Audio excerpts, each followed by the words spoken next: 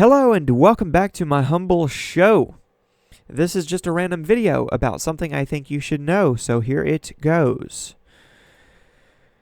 Here was Kamala Harris doing a photo shoot for Vogue the very same day she tried to smear Governor Ron DeSantis as utterly irresponsible and selfish for supposedly not answering her calls as Hurricane Milton was rolling in to Florida. She clearly has a superstar complex, and the unearned special treatment only goes to show as much. Let me reiterate. NBC News reported, based upon anonymous sources, of course, that DeSantis had ignored at least one call from her, and she promptly found her way to the press, answering only one question about the report.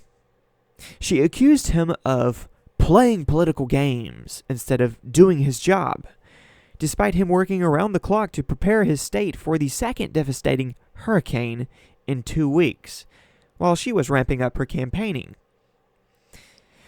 However, she ended up getting undercut by her own boss, President Joe Biden, when he repeatedly praised DeSantis for the great job he was doing and touted their personal communication. DeSantis himself went on to destroy Harris's entire attention-seeking narrative, pointing out that even if she had tried to contact him, he'd have no reason to communicate with her since she wasn't in the chain of command, had nothing to offer except her own campaign endeavors, and had literally never cared to reach out after hurricanes until she suddenly became the nominee for president a hot second ago. After suffering a dramatic defeat to her opportunistic desperation to force herself into the middle of the handling of a hurricane, she went to social media, touting her communication with anyone else who'd pick up the phone and let her in on the action. Days later, she still has the nerve to single out mis- and disinformation, as they say, as something she's supposedly exposing. She speaks of the politicization by leaders, but stopping short of saying the name of the governor she's talking about, since she wants to continue to keep her narrative alive without being held accountable for her smears.